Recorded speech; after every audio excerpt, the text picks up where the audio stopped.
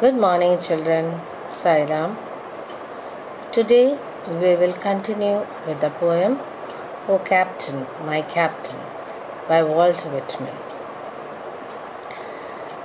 Last video we have finished the first stanza of the poem. The poem, which is classified as an elegy or mourning poem, is an extended metaphor written on the assassination of Abraham Lincoln. In the first stanza, we have seen how the sailor addresses the captain and says that they have reached the port. He tells him that he can hear the cheering of the people. But despite the successful voyage, the speaker finds the captain's dead body lying on the deck. Let's see what happens next. Now let's start with the second stanza of the poem. O captain, my captain, rise up and hear the bells. Rise up, for you the flag is flung. For you the bugle trills. For you bouquets and ribboned wreaths. For you the shores are crowding.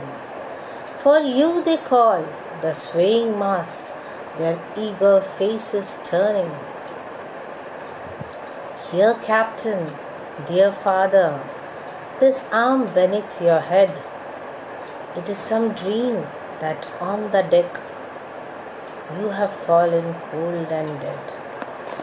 Bugle trills means a short burst of notes from a trumpet, often meant to signify military victory. Here is a picture of a bugle. The military people, they blow the trumpet when they win a war. The sailor comes to the dead captain's side and begs him to rise up and hear the bells ringing. He begs him to see how the people are rejoicing, how they are raising the flags and playing the bugle for him. He tells the captain, the people have come with bouquets, flowers and ribbon wreaths, that is, flowers tied with ribbons. For you the shores are crowding, that is, the people are crowded for you. They want to meet you, they want to welcome you. They want to welcome the returning ship and the captain. For you they call, they are calling you.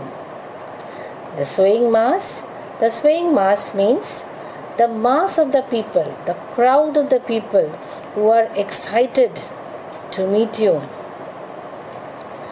Their eager faces turning.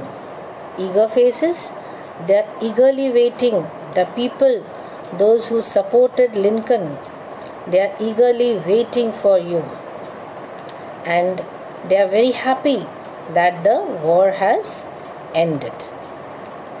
He begs the captain to see all this.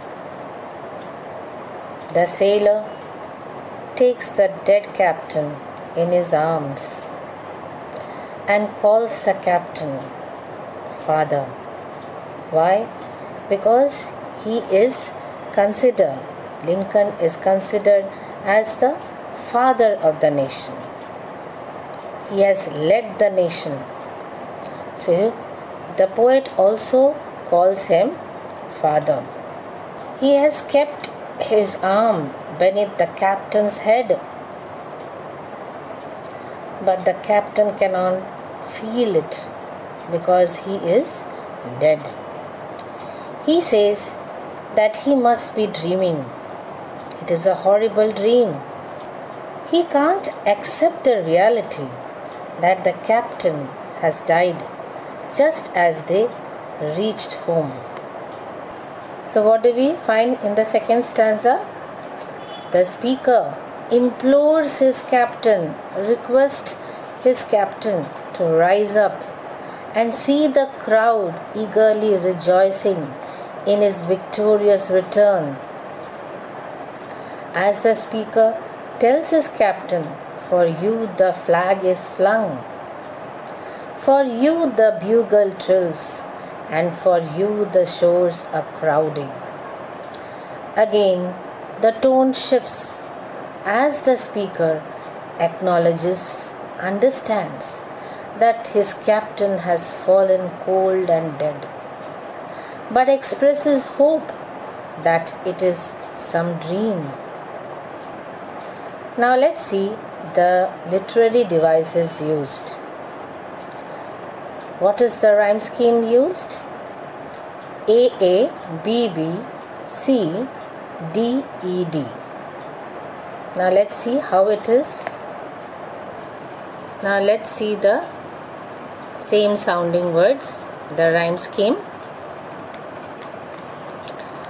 Bells, we will consider it as A. Trills, same sound, so A. Crowding, another sound, so B. Turning, B. Father, C. Head, another sound, so D. Deck, another sound, so you will put it as E. Head and dead, same sounding ones, so you will put D. Now let's have the rhyming words. Bells rhymes with trills, crowding, turning, head, dead. Let's see the figures of speech. Rise up, for you the flag is flung, for you the bugle trills. Here, alliteration. Why? Because the sound of the letter F is repeated. For, flag, flung. Okay, for, everywhere F sound is repeated. The sound of the letter F is repeated. So it is alliteration. Here it is also repetition. Why? Because the words for you is repeated twice. You have fallen cold and dead. This is tautology. Why? Here similar meaning words, that is cold and dead, are used in the same line. Now let's see the next stanza, that is third stanza. My captain does not answer, his lips are pale and still. My father does not feel my arm, he has no pulse nor will. The ship is anchored safe and sound, its voyage closed and done. From fearful trip the victor ship comes in with object won. Exult, O shores, and ring, O bells, but I with mournful tread walk the deck, my captain lies, fallen cold and dead. The sailor says that his captain does not respond to him. His lips are pale and still. The color has left his face and he has become pale and he has become still. That is, he is not living anymore. My father does not feel my arm. The captain does not respond to his touch. He has no pulse, that is, no heart rate, and nor will, no will to move. It shows that he is dead. The ship is anchored safe and sound, its voyage closed and done. From fearful trip the victor ship comes in with object one. Here the ship finally arrives safely in the harbor and drops its anchor. Its trip is done. The speaker reminds us that the trip was difficult and dangerous, but the mission was a success. Victor ship means here the victorious ship. Exult, O shores, and ring, O bells. Here the speaker tells the whole country to celebrate. The poet has used shores as a symbol to represent the crowds of people standing there. He wants them to keep cheering and celebrating the homecoming of the ship and the success of the mission. But I with mournful tread walk the deck, my captain lies fallen cold and dead. He says, while the crowd is celebrating, he remains beside the captain who has fallen dead. So what do we see? In the third and final stanza, the speaker examines his deceased captain, whose lips are pale and still, and who has no pulse or will. Though the voyage is complete and the ship safely harbored, the speaker is racked with grief, is filled with grief. He calls for the bells to be rung and for the crowds to exult, but he walks with mournful tread. See the lines. On the deck my captain lies, fallen cold and dead. So, what do you find? Though the people are celebrating, he is very sad. He is confused. What is to be done? Whether to celebrate the victory or to mourn the dead. Now let's find out the rhyme scheme of the third stanza. The first sound, still. So write A, it goes with will. Then you have done, another letter B. So it goes with one. Bells. So another sound. So put C. The next sound, tread. So write D. And then lies is another sound. So write E. And tread goes with dead. So same letter, that is D. So what do we find? The rhyme scheme is AA, BB, C, DED. Now rhyming words: still, will, done, one, tread, dead. Now let's see the figures of speech. His lips are pale and still. Here it is tautology. Here similar meaning words pale and still are used in the same line. The ship is anchored safe and sound. What is it? Alliteration. Here the sound of S is repeated. Ship, safe, sound.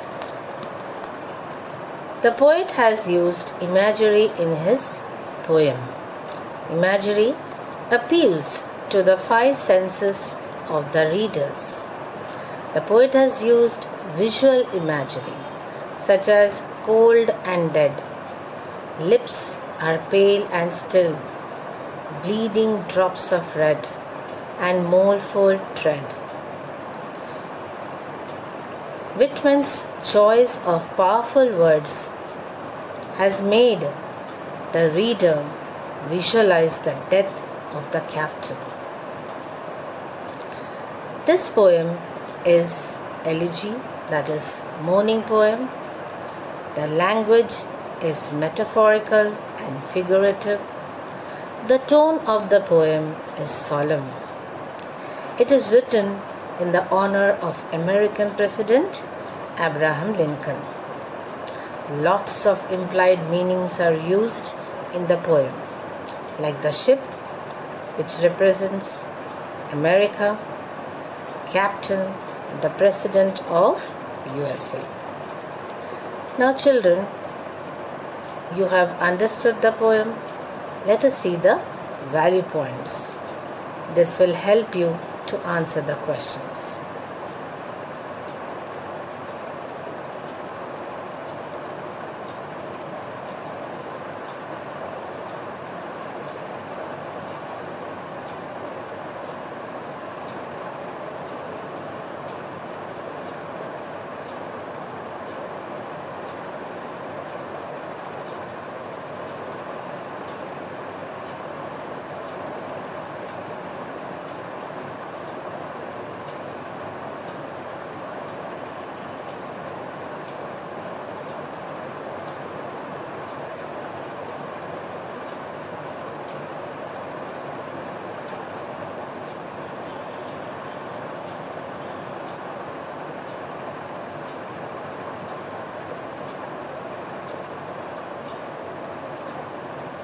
Now children, answer these questions with reference to context.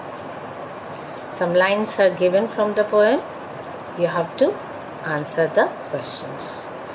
O captain, my captain, our fearful trip is done. The ship has weathered every rack. The prize we sought is won.